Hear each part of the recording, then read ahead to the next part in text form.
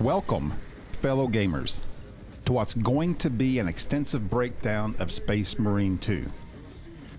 I've dedicated over 240 hours to explore every nook and cranny of this game. From solo campaigns to intense PvP battles, this is my inaugural voyage into the vast Warhammer 40K universe. And what a journey it's been. Let's jump into the details. From the moment you launch Space Marine 2, you're greeted with a cinematic that not only sets the tone, but plunges you into the heart of the narrative. The storytelling here is masterfully done. You are literally dropped into the middle of a huge battle, surrounded by enemies on all sides, and it is up to you to get the job done. Newcomers to the series don't need to have played the previous Space Marine game, or know anything about the Warhammer 40K universe to jump right in. Each mission feels like a piece of a larger puzzle, directly impacting Titus's journey, leaving you with the impression that there's more to explore in future expansions or sequels. My craft is death. What do you do when your brothers don't trust you? Focus on the mission at hand. You are withholding information relevant to the mission at hand. Mind yourself, Sergeant. Your behavior has been erratic. You force your way into classified files. You tell us nothing. Gadriel, we deserve to know who... The narrative doesn't just tell a story, it invites you to live it. Don't be surprised if you pick up a Warhammer 40K book or reference the wiki on your playthrough. It's that good of a story. The gameplay mechanics in Space Marine 2 are realistic and reward aggressive gameplay. The game starts you off with a combat tutorial that is cleverly interwoven with the story.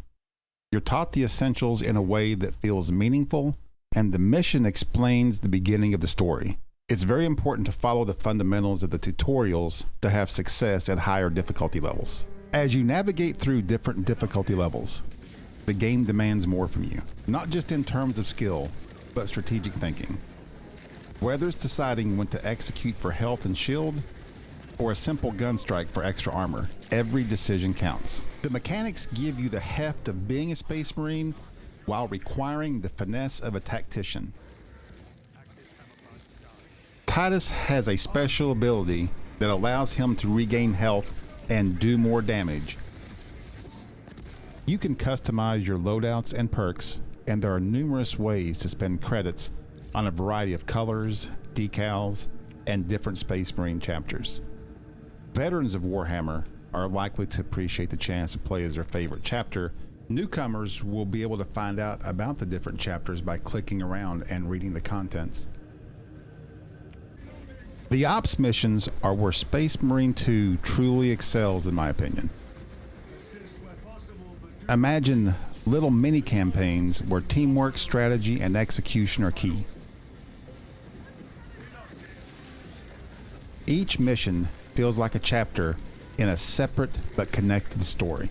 Outside the campaign, Space Marine 2 offers 6 different classes to play, each tailored to different combat philosophies. From the tactical's aspects for marking enemies, the Vanguard's grapnel launcher so you can grapple and shoot someone right in the face. The sniper's ability is cameo, where you go invis and you do a lot more damage, especially if you execute a headshot. The heavy class has an ability named Iron Halo that basically turns you into a walking fortress. It's basically a dome that blocks incoming range damage, so you can sit back and fire away. The absence of a healer class is compensated by roles like the Bulwark, whose abilities focus on shield regeneration and defense, highlighting the game's emphasis on strategic support over direct healing. You are playing from the perspective of another squad aiding Titus. These missions push for cooperation, where success isn't just about shooting, but understanding your role and that of your squad. However, at higher difficulties, the AI of bots can feel like a bottleneck, hinting at a need for better AI support for solo players or those without a full team. Otherwise, you're going to need to play with people online that you may or may not know. Eternal PvP mode introduces us to 3 distinct PvP modes: Annihilation for the pure rush of combat, Seize Ground for those who love territorial combat, and Capture and Control for a more defensive strategy. Progression here is cosmetic, with armor changes affecting appearance rather than gameplay, but weapon upgrades provide a tangible sense of advancement. These modes are balanced to ensure that skill and strategy dictate the outcome, not just gear. Space Marine 2 isn't just a game, it's an experience. It's a deep dive into the Warhammer 40K lore with gameplay that respects both the lore and the player. It's a balanced act between narrative depth, engaging mechanics, and a multiplayer component that feels integral to the experience. However, there's room for growth, particularly in enhancing solo play on higher difficulties through better AI. For anyone curious about Warhammer 40K, or simply in search of a robust, story-driven third-person shooter with strategic depth, Space Marine 2 stands out. It's a game that I've thoroughly enjoyed and one I recommend to any gamer looking for something more than just action. If you found this review helpful, smash that like button. Subscribe for more in-depth gaming analysis. And let's keep this conversation going in the comments. Thanks for watching, and stay tuned for what's next in our gaming adventures.